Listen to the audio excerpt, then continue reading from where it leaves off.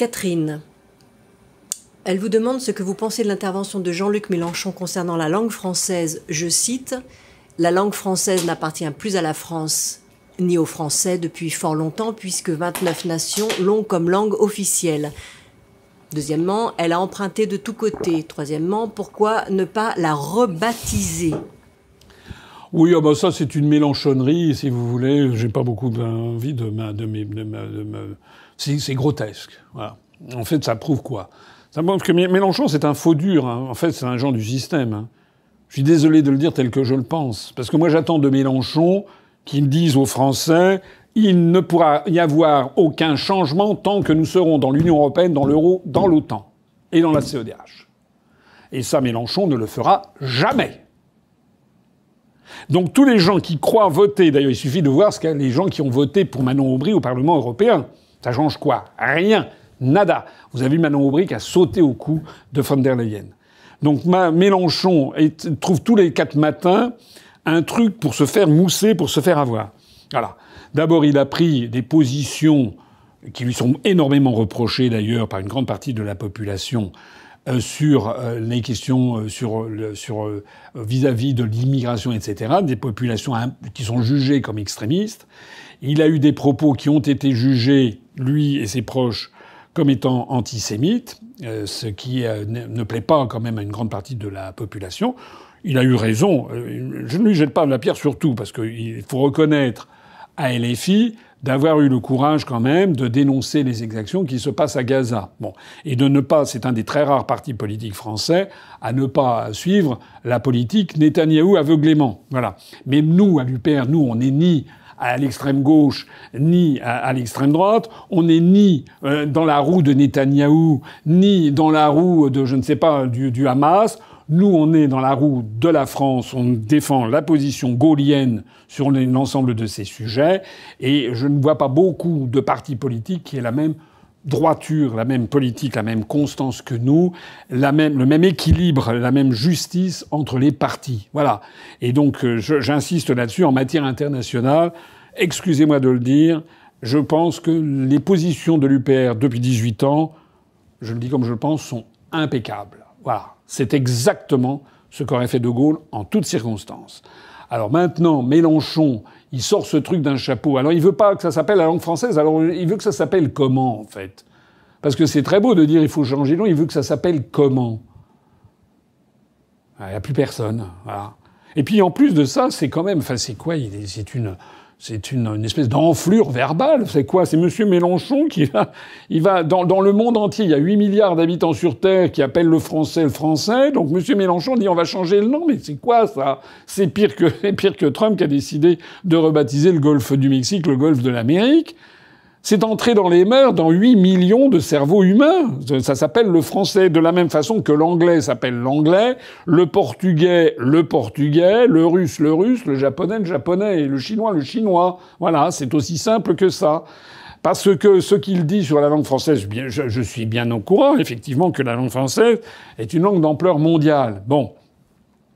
Grâce à l'histoire, grâce à notre présence sur tous les continents, grâce à l'épopée coloniale, grâce à la culture française, à la littérature française, à la philosophie française, c'est devenu une des grandes langues du monde. Bon, grâce à la politique, c'est une des 2 langues parlées à l'Organisation des Nations Unies. Voilà. C'est marqué d'ailleurs dans la Charte des Nations Unies. Donc Monsieur Mélenchon, il va aller prendre son kéfier sous le bras et il va aller voir Antonio Guterres, le secrétaire général de l'ONU, en disant il faudrait changer la charte de l'ONU, on va remplacer, il y aura l'anglais, puis l'autre le français, on va appeler ça il ne sait même pas comment l'appeler. Voilà. C'est aussi bête que ça. Voilà. Donc le français, effectivement, est parlé dans un très grand nombre de pays parce que c'est la langue qui est originaire d'un pays qui s'appelait la France. Comme l'anglais est parlé sur tous les continents, plus que le français, mais ça s'appelle l'anglais. Et comme le français, l'anglais s'est enrichi d'une quantité de mots d'origine étrangère, notamment des mots d'origine française, d'ailleurs. Il y a beaucoup de mots en anglais qui viennent du français. Et de fait, il y a effectivement beaucoup de mots en français qui viennent d'apports extérieurs. Ça vient, on a des mots qui viennent de l'aztèque, hein, le Xocoatl qui a donné le chocolat, des mots d'origine japonaise, tsunami, kamikaze par exemple, ou typhon, des mots d'origine arabe, d'origine algérienne, comme le toubib, le couscous, etc., ou des mots d'arabe plus littéraires, comme l'azur, l'abricot, l'almanach, l'algèbre. L'algèbre, ça vient d'ailleurs de l'Ouzbékistan. Non, mais les algorithmes, pardon. Al-Khwarizm, qui était un des grands penseurs qu'on trouvait dans la ville de Khiva, dans l'ouest de l'actuel Ouzbékistan, sur les routes de la soie.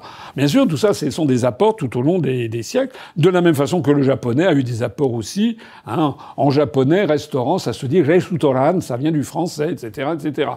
Ben, qu'est-ce qu'il invente, M. Mélenchon? Il découvre ça à son âge. Il a quoi, d'ailleurs, au passage? Il doit bien avoir 75 ans ou je sais pas quoi. Il découvre ça à son âge. Bon, c'est grotesque. Voilà. Nous, ce que l'on dit, c'est que il faudrait au contraire renforcer les pays ayant en commun la langue française. Je rappelle que dans notre programme, nous sortons de l'Union européenne. Donc, nous, le Parlement européen quitte les installations de Strasbourg pour se concentrer sur les installations du Parlement européen à Bruxelles, ce que d'ailleurs veulent tous les autres pays d'Europe. Nous, on dépense des centaines de millions d'euros pour maintenir fictivement quelques sessions par mois au Parlement européen de Strasbourg, alors que tout le monde veut être à Bruxelles. Ben là, au moins, on gagnera des centaines de millions. Le Parlement européen de Strasbourg sera vidé. Et moi, j'ai proposé dans notre programme, ça fait des années que je le propose, on a proposé on propose à l'UNESCO. L'UNESCO, c'est l'Agence pour l'éducation, les sciences et la culture de l'Organisation des Nations Unies, qui est installée à Paris, dans des locaux qui craquent, parce que les locaux qui sont place de Fontenoy ont été conçus pour une cinquantaine d'États, alors qu'aujourd'hui, il y a 193 États aux Nations Unies, mais il doit y en avoir 138 à l'UNESCO. Donc les locaux craquent. Mais nous, on propose que l'UNESCO soit transféré à Strasbourg. Et honnêtement, nos compatriotes strasbourgeois et alsaciens, ils gagneront tout change. Parce que là, il n'y aura pas 27 États représentés, il y en aura 138. Il y aura des pays du monde entier. Ça donnera de Strasbourg une aura extraordinaire, et ça sera d'ailleurs le symbole, puisqu'on aime bien les symboles, de la réconciliation franco-allemande et ça tombe bien pour les sciences et la culture, le monde latin et le monde germanique. Vous savez que cette séparation qui date depuis le partage de Verdun en 843 entre les trois petits-fils de Charlemagne. Mais là, on fera œuvre utile. Voilà.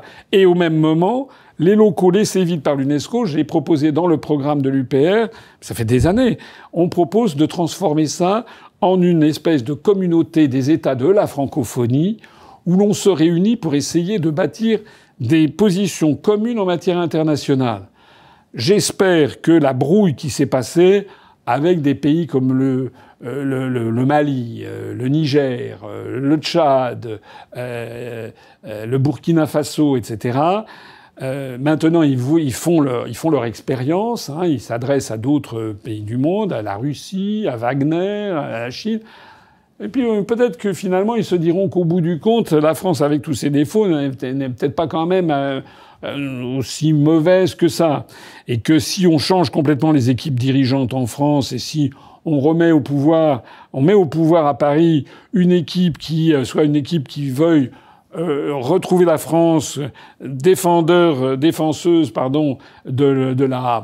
de la liberté des peuples et des nations, eh bien, on pourrait essayer de tendre la main à tous ces pays sur une base d'une coopération renouvelée, hein, pas de France-Afrique, mais que tous les pays à égalité, ben, s'il y avait, par exemple, dans les anciens locaux de l'UNESCO, un parlement de la francophonie, et si les 28 États, par exemple, qui ont la langue française dont parlait M. Mélenchon, il y avait 28 États qui posaient une position commune, par exemple sur Gaza, par exemple, ils ont un sujet cher à monsieur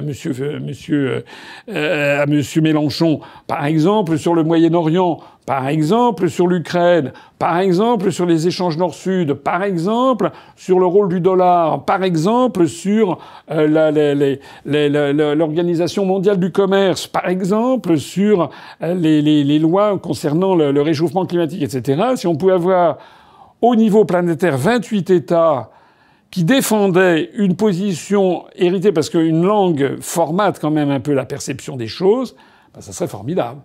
Et je l'ai dit, et ça permettrait d'ailleurs que le siège au Conseil de sécurité dont dispose la France devienne petit à petit un siège global au Conseil de sécurité pour l'ensemble des pays de la francophonie.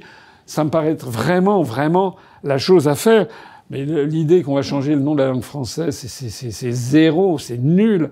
Il a aucune proposition derrière. C'est du buzz, c'est du bad buzz, c'est minable. Il sait même pas.